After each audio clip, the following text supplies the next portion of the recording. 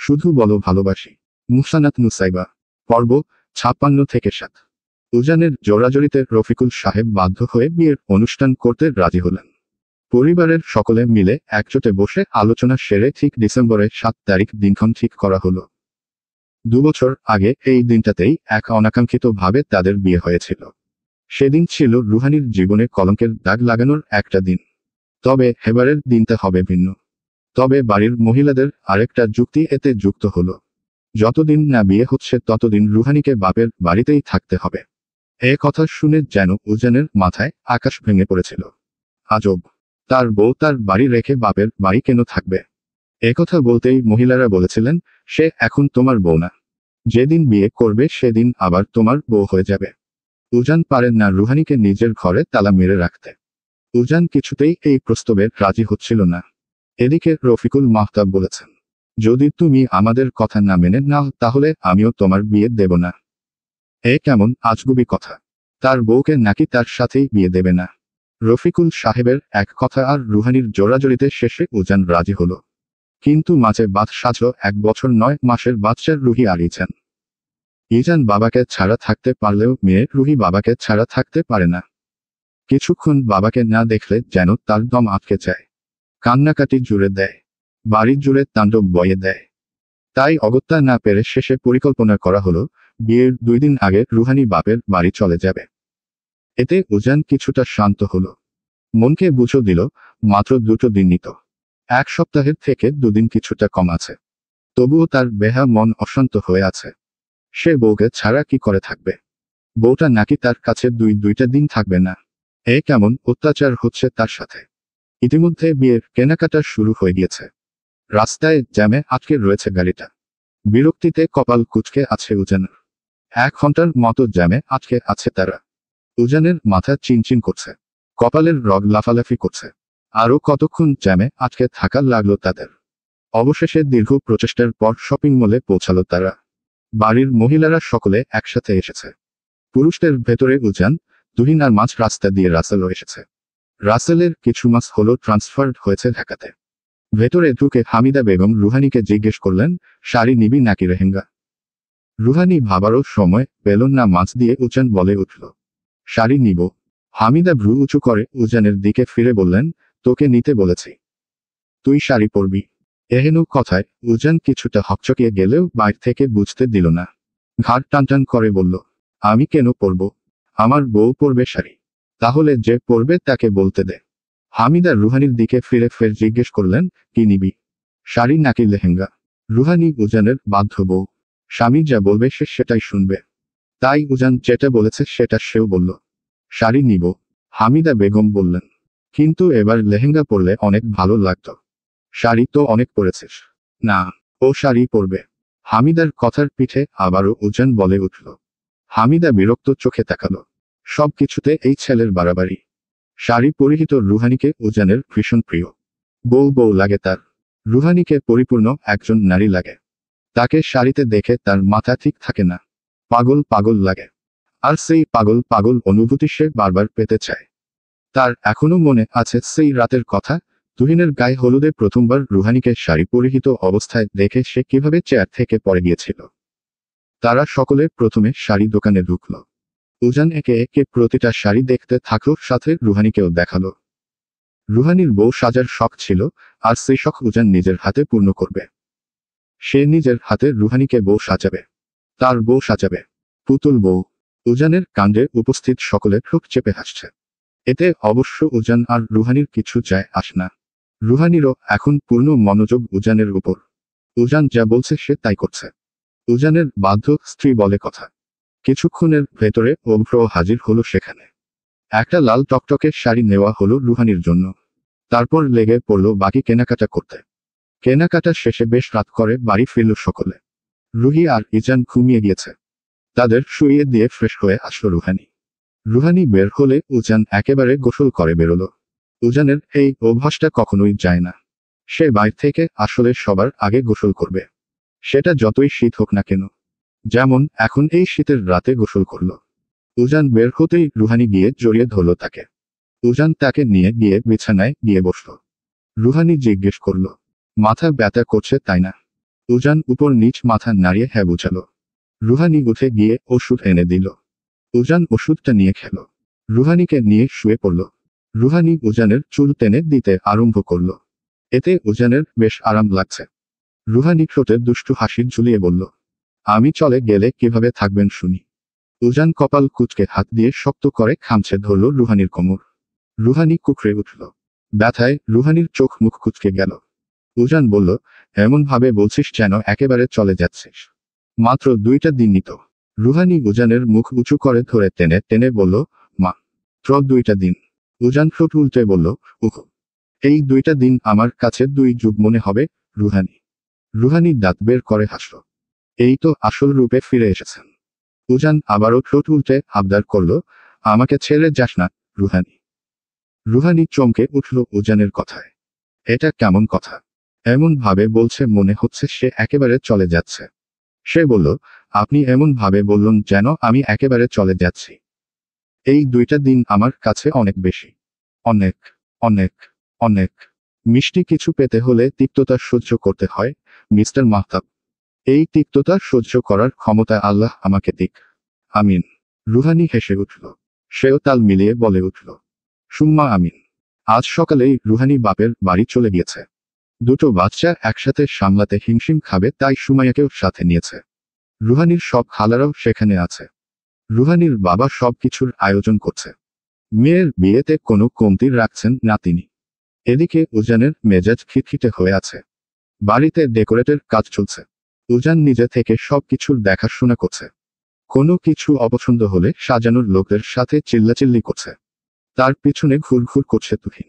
আর মিটিমিটি হাসছে। ভাই তার কোন কারণে এত ফায়ার হয়ে আছে সেটা কি সে বোঝে না? অবশ্য বোঝে। বউ তো তারও আছে। বউয়ের না থাকার জ্বালা সেও বোঝে। বউ নাই মানে নিজের পেছনের লেজও নাই। লেজ ছাড়া বিড়াল যাকে বলে। তুহিন একটু পরপর উজানের কানের কাছে খ্যাং খ্যাং করছে। ইচ্ছে করেই জ্বালাচ্ছে সে। দরজার পাশে এসে থমকে দাঁড়ালো উজান। ঘুরে দাঁড়ালো তুহিনের দিকে। তুহিন হকচকিয়ে সেখানেই দাঁড়িয়ে গেল।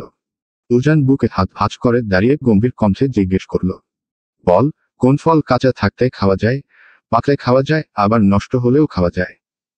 এর উত্তর তুহিনে তো জানা আছে। সে উৎফুল্লভাবে জবাব দিল, এটা তো অনেক সহজ, অবশ্যই উত্তর হবে তাল। উজান দাঁত চেপে হিসহিসিয়ে বলল, সেই তাল তোর মাথায় ভাঙব যদি আর একটা কথা বলিস তুহিন। তুহিন হকচকিয়ে উঠল। চোখ পিটপিট করল। পরমুহূর্তে ভাবুক হয়ে জিজ্ঞেস করল, কিন্তু ভাই, তুমি এ অসময়ে তাল পাবা কই? মুহূর্তের ভেতরে উজান পাশ থেকে হামিদা বেগমের নতুন চকচকে ঘরে পরার স্যান্ডেল খানা তুলে নিয়ে তুহিনের মাথায় বাড়ি দিল। মাথায় স্যান্ডেলের বাড়ি খেয়ে তুহিনের মাথা ভনভন করে উঠল। উজান দাঁত চেপে জোর পূর্বক হেসে বলল, এভাবে পাবো? বলে গটগট পায়ে বেরিয়ে গেল সে। তুহিন মাথা চেপে বলদের মতো হেসে উঠল। হাসতে হাসতে বলল, ভাই আমার, বউ ছাড়া আধ পাগল। উজান বিরক্তি আর রাগে নিয়ে পঞ্চবারের মতো রুহানির ফোনে কল লাগালো। প্রতিবারের মতো এবারও ফোনটা বাজতে বাজতে কেটে গেল। রাগ প্রায় পা থেকে মাথা ছুঁয়ে যাচ্ছে তার। রাগের তোপে জোরে জোরে শ্বাস নিচ্ছে। নাক ফুলে উঠেছে। ইচ্ছে করছে এক্ষুনি রুহানিকে মাথা উপর তুলে এক আছাড়ে জমিনের শক্ত মাটিতে ফেলতে। এই মেয়ের কত বড় সাহস, তার ফোন ধরছে না। রাগ ক্রমশ বেড়েই চলেছে। 2 দিনের জন্য বাবার বাড়ি গিয়েছে আর এতেই এই অবস্থা। একবার শুধু হাতের কাছে পাক মেয়েটাকে। তখন হাড়ে হাড়ে বুঝিয়ে দিবে সে কি জিনিস। রাগে অতিষ্ঠ হয়ে আবার ফোন দিতেই এবার রুহানি ফোন তুলল। রাগে হিতাহিত জ্ঞান হারিয়ে গর্জে উঠল সে, তুই শুধু একবার বাড়ি আয় রুহানি, তোকে আমি জ্যান্ত পুঁতে রাখব। বাবার বাড়ি গিয়ে বেশি বার বেড়েছে তাই না? আর জীবনেও বাবার বাড়ি যাওয়ার নাম নিস মুখে। সেই মুখে আমি আগুন জ্বালাবো। মেয়ের জামাইয়ের মুখে এমন কথা শুনে হতভম্ব হয়ে গেলেন মুজিবুর রহমান। তার মেয়েকে তার বাড়ি আর আসতে দেবে না। তার মেয়ের মুখে আগুন দিবে। বিস্ময়ে চূড়ায় পৌঁছে কোনো কথা বলতে পারলেন না তিনি। ফোন কানে রেখেই মেয়ের জামাইয়ের চারি শুনে গেলেন। রুহানিকে কোনো কথা বলতে না দেখে উজানের রাগ এবার সীমানা ছাড়িয়ে গেল। সে আরো জোরে গর্জে উঠল, এই বেয়াদব মেয়ে, কথা বলছিস না কেন? তোকে আর তোর বাপকে একসাথে ওই বাড়িতে পুঁতে রাখবো আমি। হতভম্ব হয়ে চোখ বড় বড় হয়ে গেল মুজিবুর রহমান। তাকেও নাকি পুঁতে রাখবে এই ছেলে? এ কেমন ছেলের সাথে সংসার করছে তার মেয়ে? মুহূর্তে মেয়ের চিন্তায় চিন্তিত হয়ে পড়ল বাবার মন। উজান আবারও থমকে উঠল। কেঁপে উঠল মুজিবুর রহমান। আমতা আমতা করলেন। এ বাবা, আমি তোমার শ্বশুর বলছি। মুজিবুর রহমানের কণ্ঠ শুনে হকচকিয়ে উঠল উজান। দ্রুত হাতে ফোন সামনে এনে নাম্বার দেখল। না, নাম্বার তো তার বউয়েরই। তাহলে তার শ্বশুর কেন ওপাশে? আর তার বউ কই? আবারও টনক নড়ল। সে এতক্ষণ বাপ মেয়ে দুইজনকেই মাটিতে পুঁতে রাখছিল। কেসে উঠল উজান। সালাম দিল। আসসালামু আলাইকুম বাবা। ভালো আছেন বাবা? মুজিবুর রহমান ঠোঁটে নকল হাসির ঝুলিয়ে বললেন, ভালো কিভাবে থাকি বলো? যেভাবে হুমকি ধমলি দিলে এগুলো শুনেই আমার কলিজা কেঁপে উঠছে। উজান বলল, আসলে আমি বুঝিনি এটা আপনি ছিলেন। আপনার মেয়ে কোথায়? ভাগ্যিস তুমি বুঝো নাই এটা আমি, না হলে তো এতগুলো বাস্তবিক সত্য কথা আমি শুনতেই পারতাম না। নিচে মেয়েকে হাসি খুশি দেখে মুজিবুর রহমানের বুক কেঁপে উঠল। আসলেই তার মেয়েটা সুখে আছে তো। বাবার মনটা কেমন খচখচ করতে থাকলো। অবশেষে গেলেন মেয়ের কাছে। মেয়ের পাশে বসে জিজ্ঞেস করলেন, ও বাড়িতে ভালো আছিস তো মা? রুহানি হেসে বলল, আলহামদুলিল্লাহ বাবা, আমি অনেক ভালো আছি। সত্যি ভালো আছিস তো? সুখে আছিস? সবাই ভালোবাসে তোকে? এ যাত্রায় রুহানি প্রশ্নবোধক চোখে তাকালো বাবার দিকে। জিজ্ঞেস করল, হঠাৎ এগুলো বলছো কেন বাবা? হঠাৎ তোমার এটা মনে হলো কেন? উজানের বলা কথাগুলো রুহানিকে সব খুলে বললেন মুজিবুর রহমান। সব শুনে প্রথমে বিস্ময়ে চোখে তাকিয়ে রইল রুহানি। পর মুহূর্তে অট্টহাসিতে ফেটে পড়ল সে। হাসির তোরে দম আটকে আসছে তার। মুজিবুর রহমান বোকার মতো তাকিয়ে রইলেন মেয়ের দিকে। উনি কি হাসির কিছু বলেছেন? তার তো মনে হচ্ছে না সে কোনো হাসির কথা বলেছে। তার ভাষ্য অনুযায়ী এটা বড়ই গুরুত্বপূর্ণ কথা। তার মেয়ের জীবন জড়িয়ে এতে। রুহানি নিজেকে শান্ত করে মুচকি হেসে বলতে আরম্ভ করল, উনি সাফওয়ান উজান মাহতাব বাবা। উনার মতো স্বামী পেয়ে ভাগ্যবতী নারীদের ভেতরে আমি একজন। প্রতিটা মেয়ে উনার মতো জীবনসঙ্গী চায়। উনি হাজারে একজন। উনার সাথে কারো তুলনা হয় না। জানো, আমাকে সে পুতুল ডাকে। তার শখের পুতুল আমি। আমার গায়ে একটা আচরও পড়তে দেন না উনি। সে তার শখের পুতুলকে বড্ড আগলে রাখেন। তোমার মেয়ে মিফতাহুল রুহানি সাফওয়ান উজান মাহতাবের সাথে প্রয়োজনের তুলনায় বেশি ভালো আছে বাবা। কথাগুলো বলার সম্পূর্ণটা সময় রুহানির চেহারায় তৃপ্তির হাসি ফুটেছিল। মুজিবুর রহমান অবাক চোখে তাকিয়ে ছিলেন মেয়ের দিকে। ঘরে এসে রুহানি উজানকে ফোন দিলে প্রথম রিং পড়তেই সাথে সাথে উজান কেটে দিল। রুহানি অপেক্ষা করল উজানের ফোন আসার। উজান কেটে দিয়ে নিজে ব্যাক করল। উজান কখনো রুহানির ফোন ধরে না। রুহানি ফোন দিলে সে কেটে দিয়ে নিজে আবার ফোন দেয়। ফোন রিসিভ করতেই উজান গর্জে উঠল, তোর আর এ বাড়িতে আসা লাগবে না। তুই তোর বাপকে নিয়ে তোর বাপের বাড়িতেই পড়ে থাক। রুহানি দাঁত চোখ খিচে উজানের কথা শুনল। পরপর দাঁত বের করে বলদের মতো হেসে বলে উঠল, সত্যি আমি এখানে থেকে যাব? রুহির বাবা কি পারবে রুহির মাকে ছাড়া থাকতে? উজানের রাগে গা জ্বলে যাচ্ছে, আবার এই মেয়ে তার সাথে মজা নিচ্ছে ভেবে রাগ এবার আকাশ ছুল। সে দাঁত চিবিয়ে বলে উঠল, তোকে একবার কাছে পাই রুহানি, তোকে আমি চিবিয়ে খাবো। কিন্তু আপনি না বললেন আমি যেন এই বাড়িতে আর না যাই। আরেকটা কথা বললে এক্ষুনি এসে তোকে খুন করব রুহানি। রুহানি ঠোঁট চেপে হাসছে। বুঝতে পারল বর তার ভীষণ রেগে আছে। তবুও তাকে আরেকটু রাগাতে আগুনে কেরোসিন তেল ঢালার মতো কথা বলল, আপনি আমাকে খুন করতে চাচ্ছেন? পারবেন আমাকে খুন করতে? রুহানির কথায় ঠিকই আগুনে কেরোসিন ঢাকার মতো কাজ করল। উজান চেঁচিয়ে উঠল, তুই আরেকটা কথা বললে এবার সত্যি আমি তোকে খুন করব রুহানি। রুহানি চুপ মেরে গেল। বাঘকে আর খেপাতে চাচ্ছে না। দেখা গেল এবার সত্যি খুন করতে বাড়ি পর্যন্ত বয়ে আসবে। রুহানিদের উঠানে ছোট করে প্যান্ডেল সাজানো হয়েছে। দুপুরের দিকে রুহানিকে কাঁচা হলুদ রঙের একটা শাড়ি বাঙালি ধাঁচে পরানোর হলো। শাড়ির আঁচল ঘুরিয়ে বাম পাশের কোমরে গুজে দেওয়া হলো। লম্বা চুল ছেড়ে দেওয়া, কপালে গাঁদা ফুলের টিকলি, দুই হাতে গাঁদা ফুলের চুড়ি। রুহানিকে ধরে উঠানের ঠিক মাঝে রাখা একটা পিঁড়াতে বসানো হলো। সারা উঠান ভরা মানুষ। আশেপাশের চাচিরা, বাচ্চারাও এসেছে। সকলকে দাওয়াত করা হয়েছে বলে কথা। রাবিয়া, ইরা, সামিয়া, সুমাইয়া রুহানির সামনে ঘুরঘুর করছে আর নানান কথা বলে তাকে জ্বালাতন করছে। রুহানির মুখে লাজুক হাসি ফুটে আছে। তার মনের ভেতরের প্রজাতিরা বেসামাল ভাবে উড়াউড়ি করছে। সে রীতিমতো দাঁত বের করে হাসছে। এমন সময় হাতে হলুদ আর কুলো নিয়ে আসলেন রুহানির দুই খালা শাহিনুর বেগম, তারা বেগম আর রুহানির দুই মামি। সবাই সবার মতো কাজে ব্যস্ত। সুমাইয়ার কোলে রুহি আর ইজাহান সামিয়ার কোলে। সবাই বাচ্চাদের নিয়ে খেলছে। রুহানির সামনে হলুদের বাটিটা রেখে শাহিনুর বেগম রুহানির উদ্দেশ্যে বাঁকা হেসে ফিসফিসিয়ে বলে উঠলেন, বিয়েটা কিভাবে হয়েছে এটা তো আমাদের সবার জানা। দেখা কখনোই ভাবিনি এভাবে নষ্টামি করে ধরা খেয়ে সেই রাতেই বিয়ে করা ছেলে মেয়ে 3 বছর পর এসে এভাবে ধুমধাম করে লোক জানিয়ে বিয়ে করবি। এতক্ষণের রুহানির মুখে লেগে থাকা লাজুক হাসিটা ধপ করে নিভে গেল। বুকের ভেতরে কি যেন একটা বিঁধল। মনে হয় আপন মানুষের কথায় তীর বিঁধেছে। এতদিনের রুহানি একটা জিনিস খুব ভালো করে আয়ত্ত করতে পেরেছে। মানুষ কথার বানে মারে। রুহানি শাহিনুরের কথার জবাব দিতে যাবে এমন সময় উঠানে এসে পরপর 3টে গাড়ি থামল। গাড়ি থামতেই সেখানে থেকে পরপর নেমে আসলো উজান, রাসেল, তুহিন, অভ্র, আয়েশা, ইশরাত, তামান্না, সুমন, হাফিজ। উজান বেরোতেই সরাসরি রুহানির দিকে তাকালো। উজানকে দেখেই রুহানির মুখের হারিয়ে যাওয়া হাসিটা আবার ফিরে আসলো। ঠোঁট ছড়িয়ে হাসল সে। বুকের ভেতরে বিঁধে থাকা তীরটা যেন উজান টেনে বের করে ফেলল। মন খারাপ করে থাকার শিক্ষা তাকে তার স্বামী মোটেও দেয়নি। উজান গাড়ির ভেতরে থাকা অবস্থায় দূর থেকে দেখেছিল রুহানির মুখের করুণ অবস্থা এবং এটাও দেখেছে তাকে দেখেই তার বউয়ের মুখে কিভাবে হাসি ফুটে উঠেছে।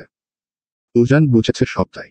সে শাহিনুর বেগমের দিকে একবার তীক্ষ্ণ দৃষ্টিতে তাকিয়ে রুহানির দিকে এগিয়ে গেল। রুহানি হঠাৎ খেয়াল করল উজানের গায়ে সাদা গেঞ্জির সাথে সাদা লুঙ্গি পড়েছে। সেসব ছেলেদের দিকে তাকালো। অভ্র, তুহিন, রাসেল, তাহের, সুমন, হাফিজ সকলে সাদা লুঙ্গির সাথে সাদা গেঞ্জি পরেছে। সুমাইয়া একটা পীড়া এনে রুহানির পাশে রাখল। উজান এসে সোজা সেই পীড়াতে হাঁটু ভাঁজ করে বসে পড়ল।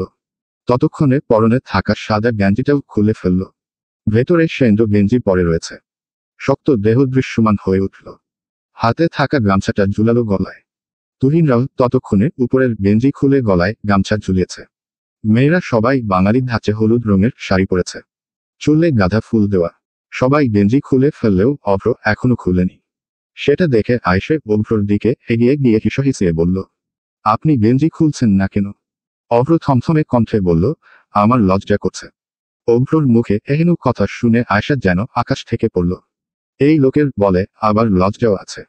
এই দিনও দেখতে হচ্ছে তাকে। সে বলল, আপনার লজ্জাও আছে? দেখিছ না লজ্জায় আমি আমার গায়ের গেঞ্জি খুলতে পারছি না। এতেও কোনো সন্দেহ আছে? আয়েশা নাকমুখ কুঁচকে বলল, নাটক না করে দ্রুত গেঞ্জি খুলেন। অভ্র ভীষণ অবাক হওয়ার ভান ধরে বলল, তুমি রাস্তাঘাটে এমন খুলেন খুলেন করছো কেন বউ? আয়েশা অগ্নি দৃষ্টিতে তাকালে অভ্র আবার বলল, আচ্ছা তুমি খুলে দাও। আশার দাঁত কটমট করল। বউকে আর রাগাতে চাচ্ছেন না অভ্র। অগত্যা নিজেই উপরের গেঞ্জিটা খুলে ফেলল।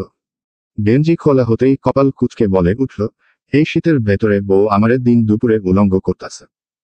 অভ্রর কথা শুনে আয়শার চোখ কপালে উঠে গেল। এ কেমন ফালতু কথাবার্তা? উজান পাশে বসতেও রুহানি ফিসফিস করে বলল, আপনাকে আজ দারুণ লাগছে। উজান সরাসরি তাকালো তার দিকে। রুহানিও তাকালো। উজান রুহানির দিকে গভীর চোখে তাকিয়ে বলল, আর তোকে আমার আমার লাগছে। রুহানি লাজুক হেসে মাথা নিচু করে ফেলল। মাহতাব বাড়ি থেকে বউ সাজানোর সব ধরনের সরঞ্জাম নিয়ে আসা হয়েছে। সকলে ধরাধরি করে সবকিছু ঘরে নিয়ে রাখছে। উঠানে বড় সাউন্ড বক্স আনা হয়েছে। তুহিন গান বাজিয়ে দিল। গান বাজছে, গতরে হলুদও লাগাইয়া কন্যারে, সাজাও বধুর সাজে মিলিয়া। সকলে হেঁকে হেঁকে এসে রুহানি আর উজানকে হলুদ লাগিয়ে দিয়ে যাচ্ছে। হঠাৎ উজান হাতে একটু হলুদ নিয়ে রুহানির গালে লাগিয়ে দিল। রুহানিও উজানকে দিল। তুহিন রুহিকে কোলে করে এনে রুহির হাতে একটু হলুদ দিয়ে বলল, বাবার গালে লাগিয়ে দাও তো মা। ছোট রুহি চাচার কথা শুনে হাত বাড়িয়ে বাবার গালে হলুদ ছুঁয়ে দিল। একইভাবে রুহানিকেও দিল। রুহির পর ইজাহানকে আনল রাসেল। ইজাহানও বাবা মায়ের গালে হলুদ ছুঁয়ে দিল।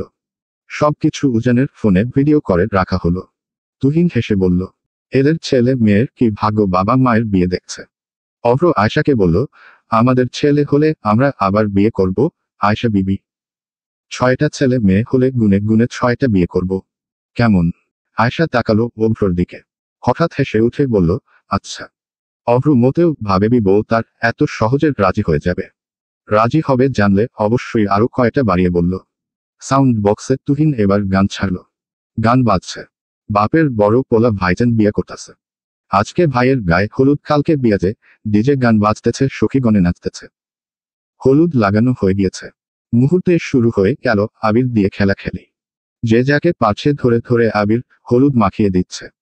অভ্র এক খাবলা হলুদ নিয়ে আয়শার সারা মুখে মাখিয়ে দিল আর বলল, দিন দুপুরে আমাকে উলঙ্গ করার শাস্তি এটা। সুমাইয়া দৌড়াচ্ছে রাসেলের থেকে।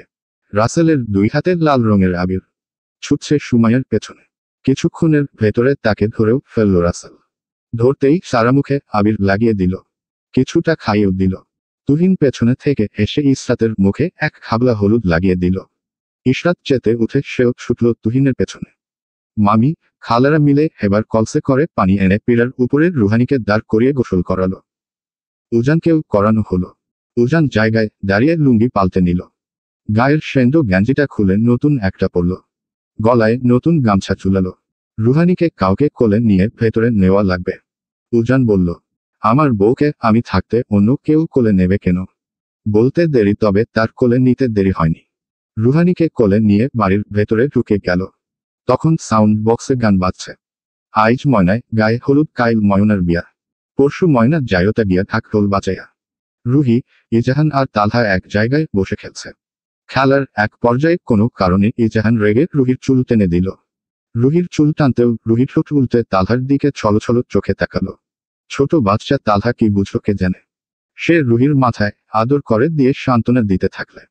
আধো বলিতে ইজাহানকে বলল এমনটা আর না করতে। উজানরা চলে গিয়েছে বেশ কিছুক্ষণ হলো।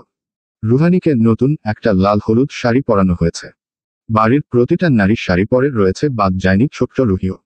সে বেশ ফুরফুরে রয়েছে, এদিক ওদিক ছোটাছুটি করছে। অবশ্য ওর সব সময় কাজই হলো ছোটাছুটি করা। সারা বাড়ি মানুষে গিজগিজ করছে। সকলে ব্যস্ত কালকের প্রস্তুতি নিতে। উঠানে বসে সব খালা চাচিরা মিলে কাটাকুটি করছে, মশলা বাটছে।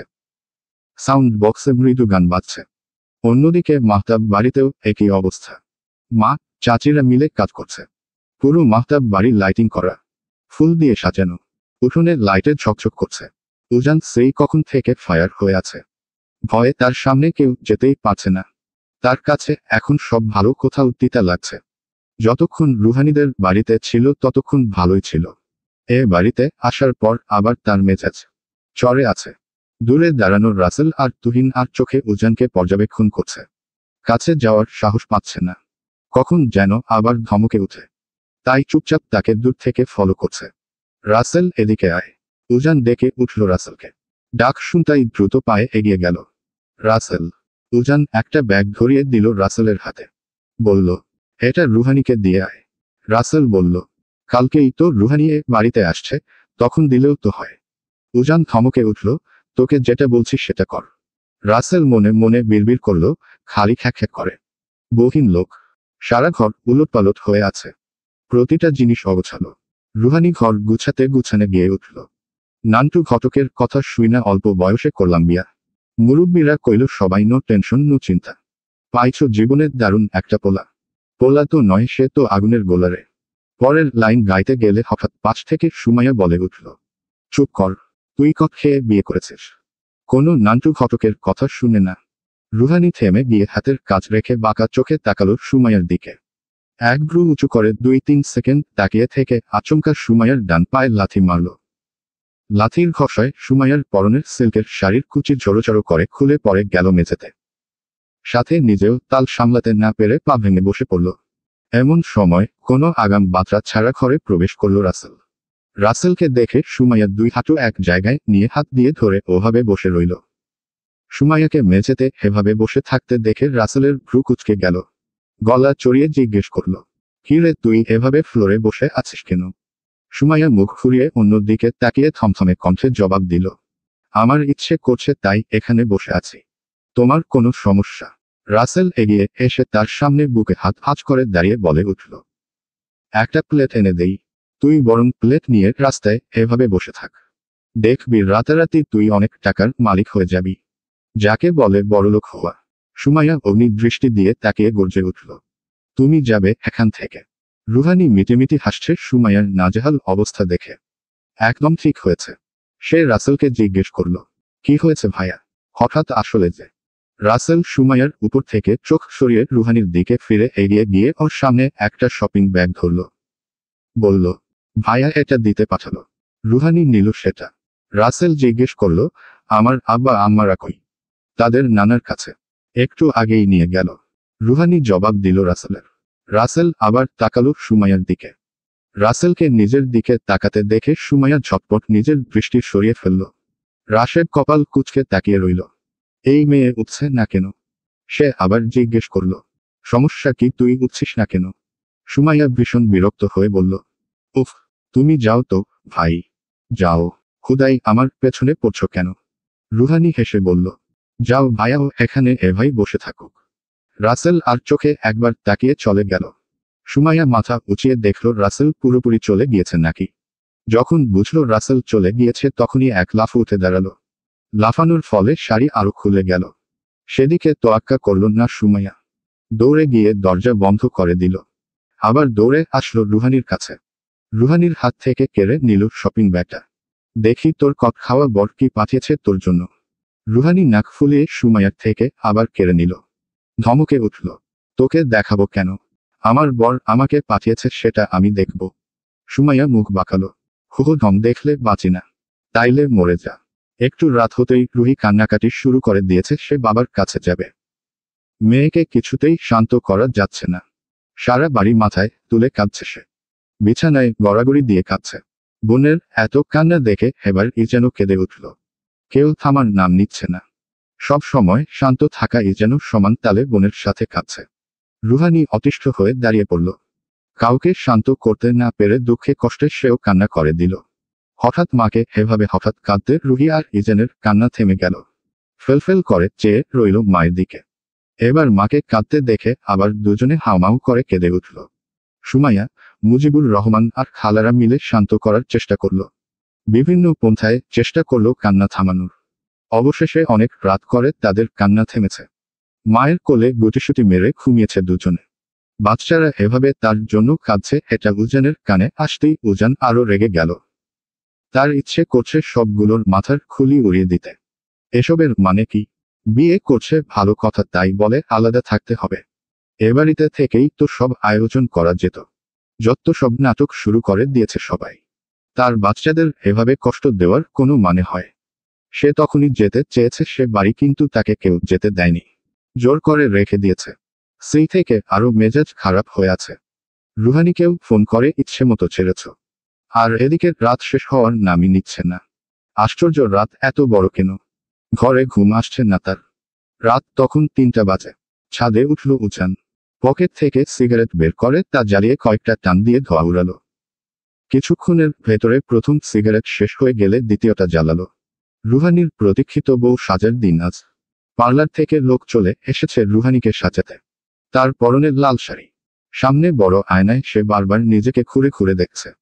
আবার বারবার নিজের মেহেদির রাঙা 2 হাত দেখছে। বাম হাতের মাঝে শুধু উজান লেখা আর ডান হাতের মাঝে উজানের বউ লেখা।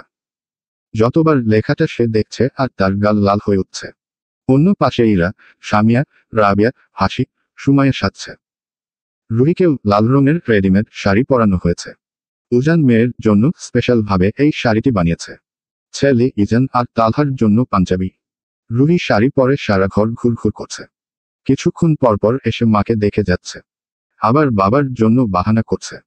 রুহানির সাজা হয়ে গেলে মাথায় লাল ওড়নাটা পরিয়ে দেওয়া হলো। সুমাইয়া রুহানিকে নিজের দিকে ঘুরিয়ে রুহানিকে কিছুক্ষণ পর্যবেক্ষণ করে আচমকা ঢুলতে ঢুলতে এক প্রকার নাচতে নাচতে গিয়ে উঠল। ভাবি আমার পরিয়াছে লাল রঙের শাড়ি।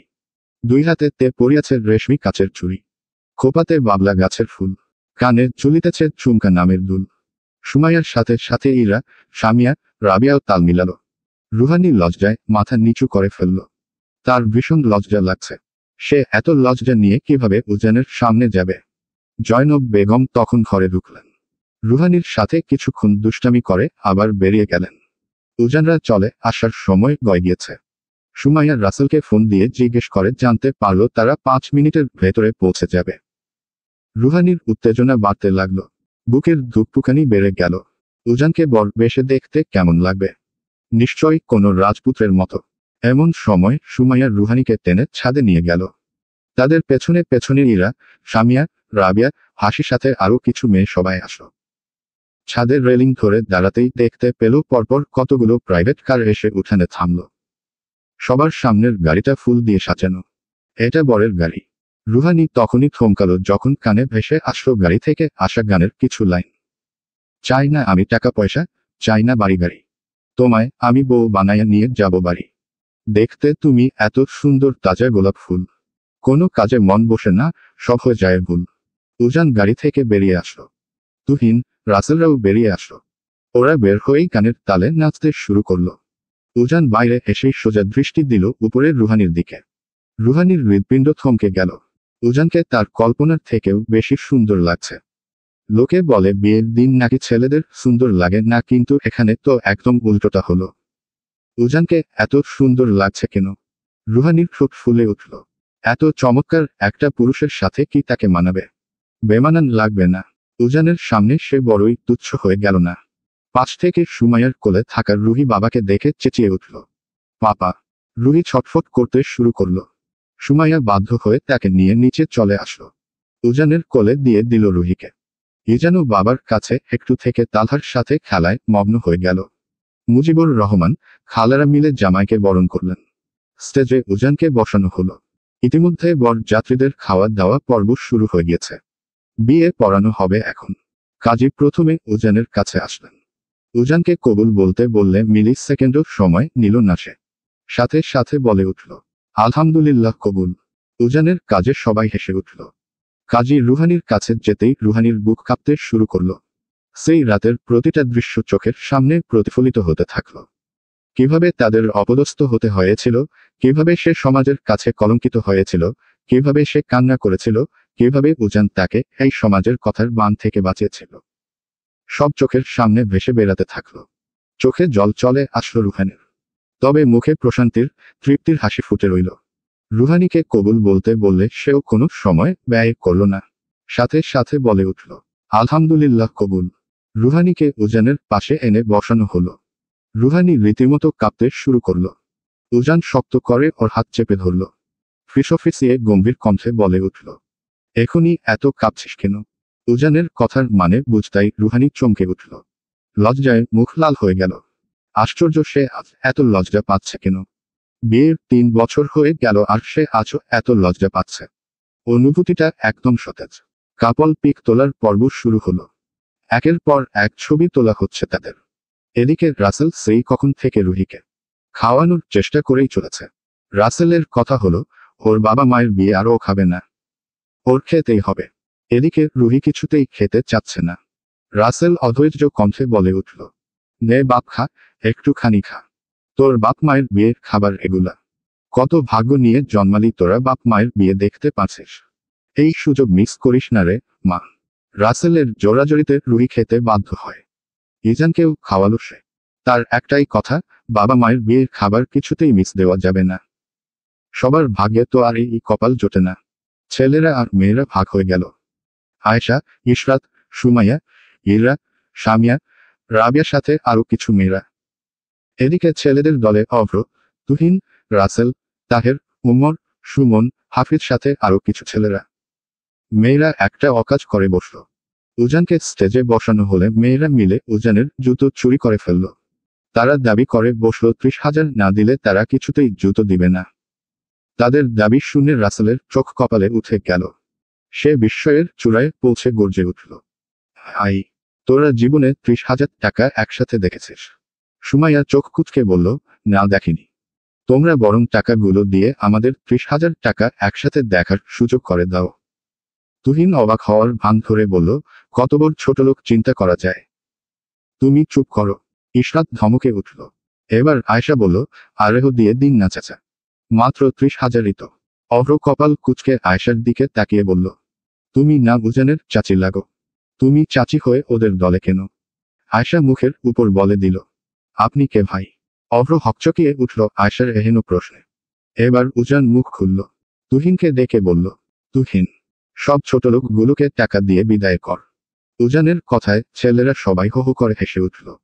মেয়েরা দাঁত কটমট করে তাদের দিকে তাকালো। সন্ধ্যার দিকে রুহানিকে গাড়িতে ওঠানো হলো। গাড়ি চলতে শুরু করলো মাহতাব বাড়ির উদ্দেশ্যে। চলবে।